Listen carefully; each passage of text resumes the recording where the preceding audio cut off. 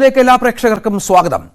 ഒടുവിൽ രാഹുൽ ഗാന്ധിയുടെ സ്ഥാനാർത്ഥിത്വം അത് അമേഠിയിലോ റായ്ബറേലിയിലോ എന്നായിരുന്നു കഴിഞ്ഞ കുറേ ദിവസങ്ങളായുള്ള ചർച്ച. വയനാട് വിട്ട് യു.പിയിൽ രാഹുൽ മത്സരിക്കുമോ എന്ന ചോദ്യവും പല ഘട്ടത്തിൽ ഉയർന്നു. ഏറ്റവും ഒടുവിൽ ക്ലൈമാക്സിൽ റായ്ബറേലി രാഹുൽ തെരഞ്ഞെടുത്തിരിക്കുന്നു. റായ്ബറേലിയിൽ സ്ഥാനാർത്ഥിയായി രാഹുലിനെ പ്രഖ്യാപിച്ചിരിക്കുന്നു.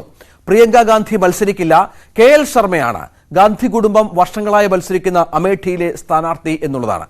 നമ്മളിനി ചർച്ച ചെയ്യുന്നത് ഈ സ്ഥാനാർത്ഥം യു.പിയിൽ ഉത്തരേന്ത്യയിൽ അടക്കമുള്ള കോൺഗ്രസിന്റെ ഇന്ത്യ മുന്നണിയുടെ സാധ്യതകളെ എങ്ങനെ ബാധിക്കും എന്നുള്ളതാണ്.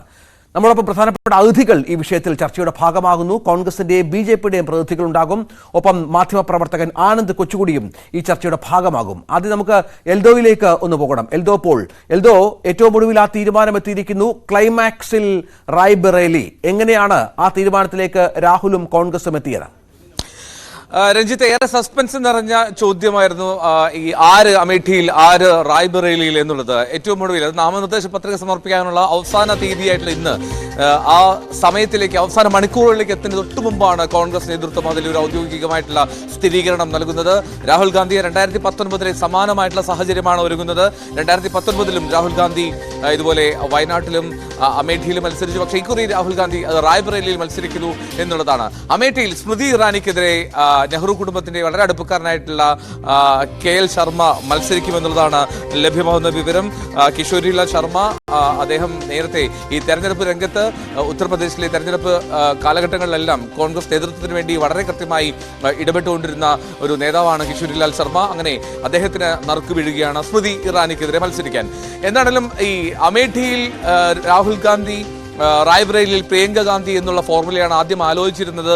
എങ്കിൽ പോലും പ്രിയങ്ക എന്നാൽ മത്സരിക്കാനില്ല എന്നുള്ള ഉറച്ച നിലപാടെടുക്കുന്നു. ഏറ്റവും ഒടുവിൽ നാമനിർദ്ദേശ പത്രിക സമർപ്പിക്കുന്ന ദിവസത്തിലാണ് ഇപ്പോൾ രാഹുൽ ഗാന്ധിയുടെ സ്ഥാനാർത്ഥിത്വം വരുന്നത്. എന്താണ് പ്രിയങ്ക മത്സരിക്കാനില്ല എന്നുള്ള നിലപാടിൽ തന്നെ ഉറച്ചു നിൽക്കുന്ന കാര്യം. സോണിയാഗാന്ധിയുടെ സിറ്റിംഗ് സീറ്റായിട്ടുള്ള റായ്ബറേലിയിൽ പ്രിയങ്ക മത്സരിക്കുമെന്നുള്ള പ്രതീക്ഷയുണ്ടായിരുന്നു. പക്ഷേ രാഹുലിനെയാണ് ഇപ്പോൾ കോൺഗ്രസ് പ്രഖ്യാപിച്ചിരിക്കുന്നത്.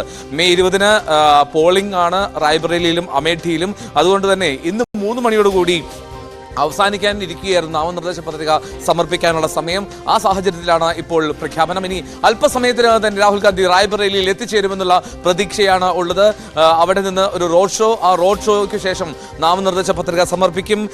നാമനിർദ്ദേശ പത്രിക സമർപ്പിക്കുന്നതിന് തൊട്ട് മുമ്പ് വലിയൊരു റോഡ് ഷോ പ്രതീക്ഷിക്കുന്നു അവിടെ കോൺഗ്രസ് നേതൃത്വം. പ്രത്യേകിച്ചും ഉത്തർപ്രദേശിൽ കോൺഗ്രസിന് ഏതെങ്കിലും ഒരു തരത്തിൽ നേട്ടമുണ്ടാക്കണമെങ്കിൽ രാഹുൽ ഗാന്ധിയെ പോലുള്ള ഒരു സാന്നിധ്യം അവിടെ അനിവാര്യമാണെന്ന് PCC നേതൃത്വം കരുതുന്നുണ്ട്. ആ ഒരു സാഹചര്യത്തിൽ കൂടിയാണ് ഈ മത്സര രംഗത്ത് നിന്ന് മാറി നിൽക്കാൻ രാഹുലിന് കഴിയാതെ പോകുന്നത്. എന്താണെങ്കിലും ഇനി ഉയരുന്ന ചോദ്യം അത് വയനാടോ റായ്ബറേലിയോ 2 വിജയങ്ങൾ ഉണ്ടായാൽ അവിടെ രാഹുൽ ഗാന്ധി ഏത് തീരുമാനമെടുക്കും എന്നുള്ളതായിരിക്കും ആകാംക്ഷ നിറയുന്ന കാര്യം. എന്താണെങ്കിലും രാഹുൽ ഗാന്ധി റായ്ബറേലിയിൽ മത്സരിക്കുന്ന കാര്യത്തിൽ സ്ഥിരീകരണം എത്തിയിരിക്കുന്നു. KL ശർമ്മ കോൺഗ്രസിന് വേണ്ടി അമേഠിയിൽ സ്മൃതി ഇറാനിക്കെതിരെ മത്സരിക്കും. വിവരങ്ങൾ പങ്കുവച്ചത്. നമുക്ക് പ്രധാനപ്പെട്ട അതിഥികളിലേക്ക് പോകണം. വസന്ത തെങ്ങുംപള്ളി കോൺഗ്രസിന്റെ പ്രതിനിധിയായി ഈ ചർച്ച